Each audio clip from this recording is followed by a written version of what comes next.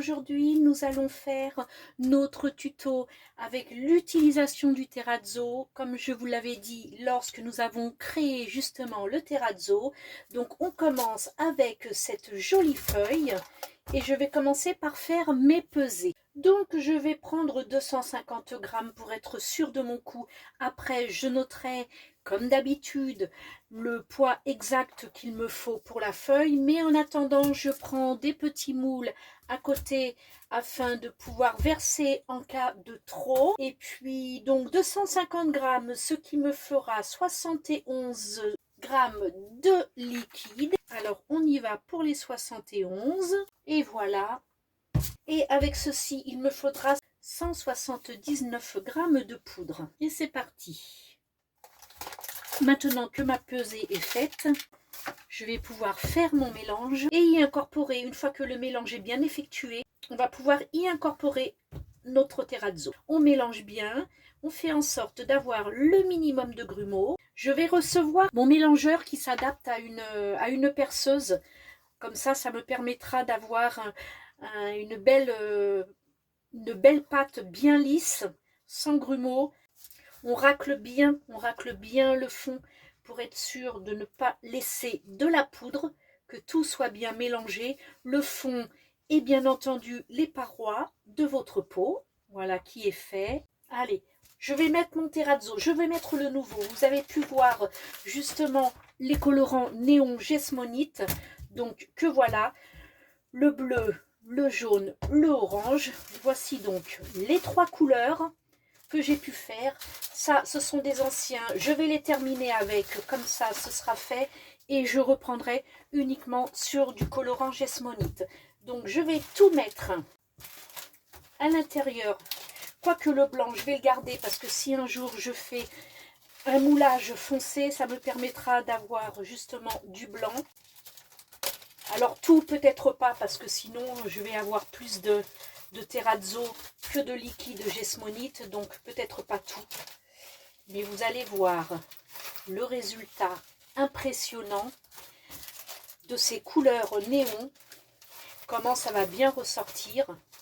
Voilà, allez, on y va, on remélange à nouveau et on mélange bien sa mixture.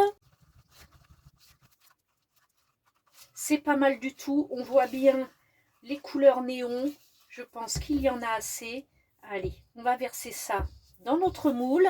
Par contre, je prendrai autre chose que mes petites fleurs finalement, parce que ces moules fleurs que j'ai mis de côté au cas où j'avais beaucoup trop de Jesmonite, je ne pourrais pas les utiliser avec le terrazzo parce que les morceaux de terrazzo ne rentreront pas dans ces tout petits interstices.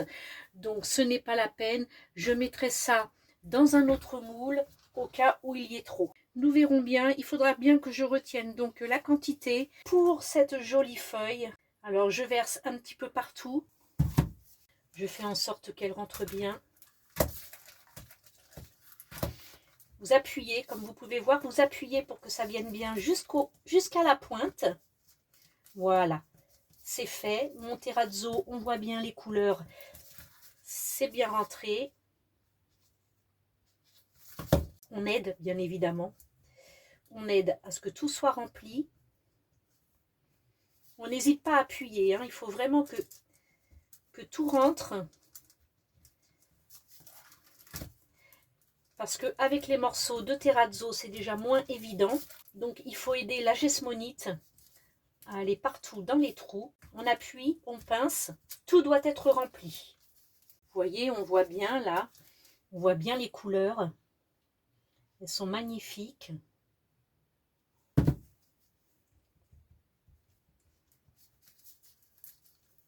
Ici, il me faut absolument que ce soit bien rentré à l'intérieur de la pointe de la feuille.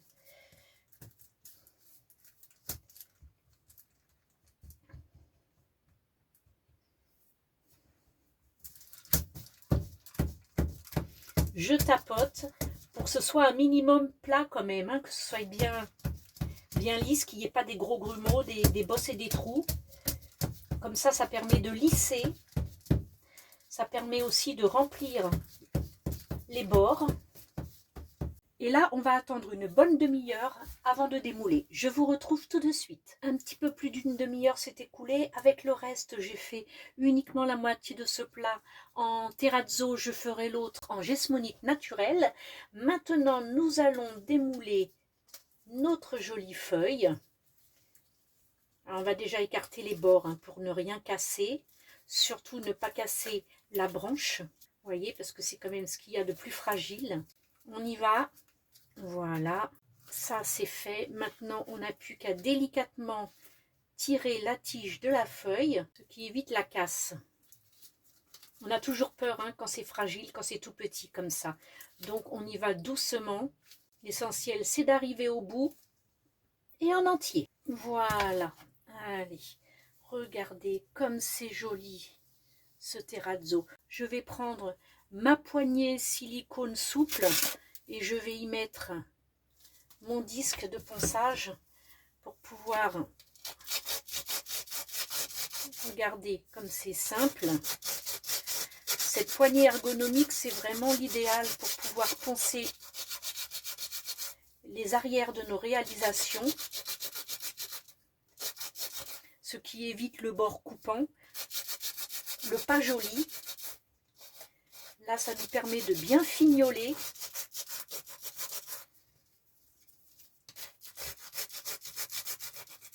Et voilà.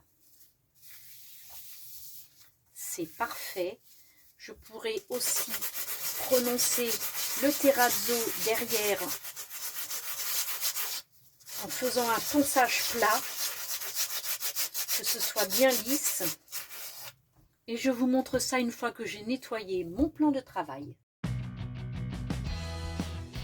Mon plan de travail étant nettoyé, voilà. Je précise que pendant que l'on attend la demi-heure de séchage de notre gesmonite, de notre réalisation, profitons-en pour mettre notre matériel sale dans un seau d'eau. Le fait de mettre dans un seau d'eau, ça permet donc à la gesmonite de tomber tout au fond et comme ça ne bouge pas vos canalisations en allant nettoyer ça dans la cuisine ou dans la salle de bain. Moi, je le faisais dans ma patouille à l'extérieur à côté de la piscine et finalement, bon, j'avais un filtre donc ça ne risquait pas de boucher. Mais le mieux est de mettre ça dans un seau d'eau, de nettoyer, tout retombe au fond du seau d'eau. Vous êtes tranquille. Alors, je vais pouvoir donc protéger ma réalisation avec du seller. Alors ça, c'est fait exprès pour la gesmonite, c'est de l'acrylique. Voilà. Alors là, le seller, c'est de l'acrylique. Voilà, je ne vais pas trop en mettre, ça ne sert à rien. On prend tout simplement un pinceau et donc on protège toute la surface de notre réalisation. C'est un imperméabilisant waterproof. Il est mat, donc pour l'instant ça brille simplement parce que c'est mouillé, parce que je viens juste de mettre la protection sur ma feuille et en séchant il deviendra mat. On ne le verra plus. Voilà, c'est un imperméabilisant transparent et on va attendre que ce soit sec pour pouvoir faire l'arrière. Voilà, et je vous reviens quand tout est sec. Voilà, alors ça sèche très vite, hein. En une demi-heure c'est fait. On voit qu'il y en a encore un petit peu sur le bord, donc je vais attendre pour faire l'autre côté. Si je veux faire une seconde couche, il ne faut pas que j'attende que tout soit sec, hein. Il faut que ce soit encore humide pour pouvoir appliquer la seconde couche. Donc ça permet justement aux intempéries de pouvoir garder notre réalisation belle et propre. Voilà, si on souhaite la placer à l'extérieur. Et là, je ferai donc mon passage de sealer. Et voilà pour ce joli tutoriel donc de terrazzo dans la gesmonite. Il vous reste plus qu'à faire la même chose. J'attends bien entendu vos commentaires sous la vidéo. Donc merci d'en tenir compte et de m'écrire dessous, sous la vidéo. Oui, oui, là, en dessous. De m'écrire exactement ce que vous souhaitez comme prochain tuto. En attendant, n'oubliez pas le petit pouce en l'air, c'est important et ça fait plaisir. Merci aux nouveaux abonnés, bienvenue à tous ceux qui passeront et en attendant, je vous fais de gros bisous. Bye, ciao, ciao.